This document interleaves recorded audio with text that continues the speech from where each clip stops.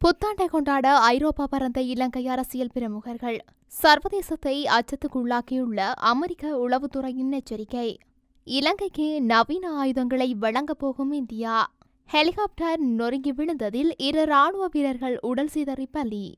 விடுதலை புலிகளுக்கும் உங்களுக்கும் வித்தியாசம் இல்லை, நாமல் காட்டம். பாஜகவின் அழுத்தத்தின் காரணமாக ராஜினாமா, ராஜ்குமார் ஆனந்த் விளக்கம்.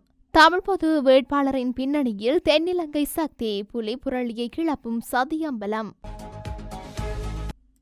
சிங்கள தமிழ் புத்தாண்டு விடுமுறை காரணமாக நாடாளுமன்ற அமைச்சர்கள் பலர் வெளிநாடு சென்றுள்ளதாக தகவல் வெளியாகியுள்ளது. குறிப்பாக ஆளும் கட்சி மற்றும் எதிர்க்கட்சி உறுப்பினர்கள் பலர் வெளிநாடு சென்றுள்ளதுடன் அரசாங்கத்தின் உயர் அதிகாரிகளும் வெளிநாடுகளுக்கு சென்றுள்ளதாக தெரிவிக்கப்படுகின்றது. சிலர் ஐரோப்பா உள்ளிட்ட தனது பிள்ளைகள் படிக்கும் நாடுகளுக்கு சென்றுள்ளதுடன் மற்ற அமைச்சர்கள் வெளிநாடுகளில் இருக்கும் தங்கள் விடுமுறை இல்லங்களுக்கு சென்றுள்ளதாக குறிப்பிடப்படுகின்றது. மேலும் சில அமைச்சர்கள் இலங்கையின் நுவரெலியா மற்றும் ஏனைய பிரதேசங்களில் புத்தாண்டை கொண்டாட உள்ளதாக தெரிவிக்கப்படுகின்றது. சிரியாவில் ஈரான் தூதரகத்தை இலக்கு வைத்து இஸ்ரேல் ராணுவம் தாக்குதல் நடத்தியதன் விளைவாக அமெரிக்க உளவுத்துறை விடுத்துள்ள எச்சரிக்கை சர்வதேசத்தின் கவனத்தை ஈர்த்துள்ளது. சிரியாவில் ஈரானின் துணை தூதரகம் மீது கொடூர தாக்குதலை முன்னெடுத்துள்ள இஸ்ரேலுக்கு தகுந்த பாடம் புகட்டும் என ஈரான் கடும் எச்சரிக்கை விடுத்துள்ளது. ஈரானின் பங்காளிகளாக கருதப்படும் ஹிஸ்புல்லா அல்லது ஹவுதிகள் இந்த தாக்குதலை முன்னெடுக்கலாம் என்றே அமெரிக்கா கருத்து வெளியிட்டுள்ளது. இன்னும் சில தினங்களில் இந்த தாக்குதல் முன்னெடுக்கப்படுவது உறுதி என்று கூறப்படுகின்றது. ஆனால் இந்த தாக்குதல் மத்திய கிழக்கில் பெரும் பேரிடியாக வெடிக்கும் ஆபத்தாக இருப்பதாகவும் அஞ்சப்படுகின்றது. இந்த நிலையில் இந்த தாக்குதலானது உலகப் போருக்கு வழிவகுக்க வாய்ப்புள்ளதாக நிபுணர்கள் கவலை வெளியிட்டுள்ளனர். மேலும் ஈரான் நேரடியாக இஸ்ரேல் மீது தாக்குதல் நடத்தினால் அந்த நாடு தேச நாடுகளான ரஷ்யா, சீனா மற்றும் வடகொரியாவின் ஆதரவு கோரலாம் என நம்பப்படுகின்றது.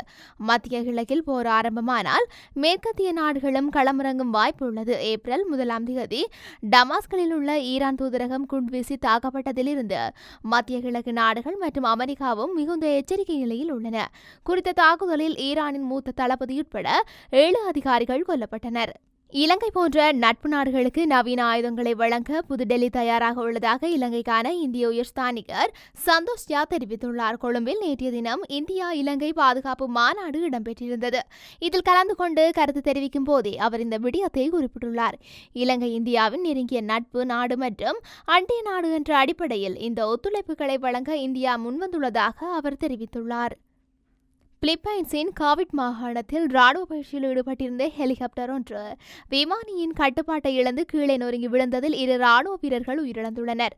காவிட் மாகாணத்தின் கடற்படை தளத்தில் வழக்கமாக நடைபெறும் ராணுவ பயிற்சியில் ஈடுபடுவதற்காக சாங்கி விமான நிலையத்திலிருந்து கடற்படை தளத்துக்கு ஹெலிகாப்டர் ஒன்று புறப்பட்டது. ஆனால் புறப்பட்ட சிறிது நேரத்திலேயே அந்த ஹெலிகாப்டர் விமானியின் கட்டுப்பாட்டை இழந்தது. நிலை தடுமாறி கேவிட் சிட்டியில் உள்ள ஒரு சந்தை பகுதி அருகே ஹெலிகாப்டர் விழுந்து நொறுங்கியது. ஹெலிகாப்டர் கீழே விழுவதை பார்த்த பொதுமக்கள் பதறி எடுத்துக்கொண்டு ஓட்டம் பிடித்தனர். இந்த விபத்தில் 2 கடற்படை வீரர்கள் உடல் சிதறி பலியாகினர். இதனையடுத்து ராணுவ பயிற்சிகள் தற்காலிகமாக நிறுத்தப்பட்டுள்ளமையும் குறிப்பிடத்தக்கது. தமிழீழ விடுதலை புலிகள் அமைப்பிற்கும் தேசிய மக்கள் சக்திக்கும் பாரிய வித்தியாசம் கிடையாது என பொதுஜன பெரமுனவின் தேசிய அமைப்பாளர் நாடாளுமன்ற உறுப்பினர் நாமல் ராஜபக்ச தெரிவித்துள்ளார். கண்டியில் நேற்றைய தினம் ஊடகங்களுக்கு கருத்துரைக்கையிலேயே அவர் இந்த விடயத்தை கூறியுள்ளார். அவர் மேலும் தெரிவிக்கையில், கட்சியை மறுசீரமைத்து தேர்தலில் பொதுஜன பெரமுனவை வெற்றியடைய செய்வதே எமது எதிர்பார்ப்பாகும். நாட்டின் இறைமை, கலாச்சாரம், நாட்டு மக்களை பாதுகாக்கும் வேலை திட்டங்களுடன் முன்னோக்கி செல்வோம்.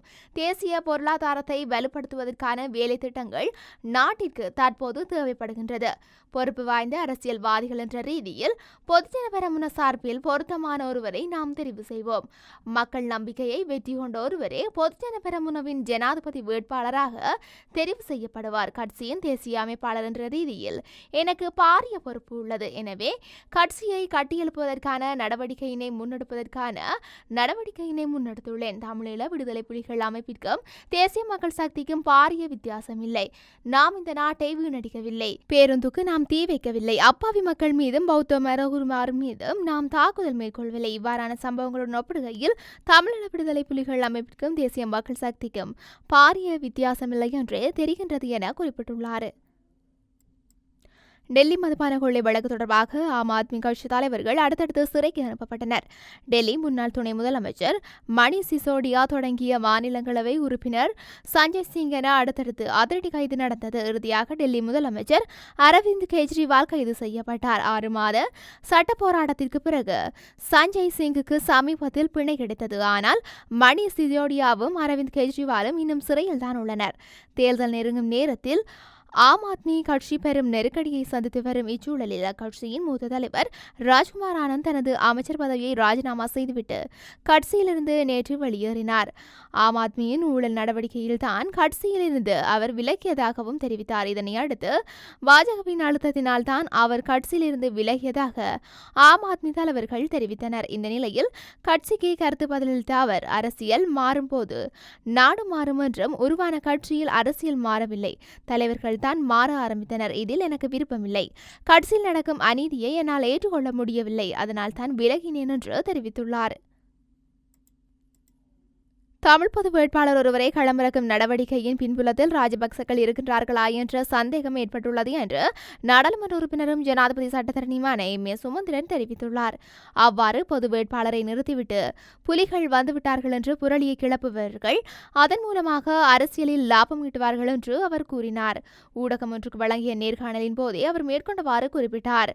தொடர்ந்தும் அவர் தெரிவிக்கையில், தமிழ் பொது வேட்பாளரை ஒருவரை ஜனாதிபதி தேர்தலில் நிறுத்தப்படுகின்ற போது அந்த செயற்பாட்டை மையப்படுத்திய தென்னிலங்கை தீவிரவாத இனவாத சக்திகள் ஒன்று சேர்வதற்கான வாய்ப்புகள் உள்ளன. அது மட்டுமன்றி அவ்வாறு ஒன்று சேரும் தரப்புகள் மீண்டும் ஆதிக்கம் செலுத்துகின்ற நிகழ்வுகளும் அரங்கேறலாம். குறிப்பாக தற்போதைய சூழலில் அரசியல் ரீதியாக தோற்று போயிருக்கின்ற ராஜபக்சக்களுக்கு கூட தமிழ் பொது வேட்பாளர் விடயம் உயிரூட்டும் ஒரு செயலாக கூட மாறுவதற்கான சந்தர்ப்பங்கள் காணப்படுகின்றன.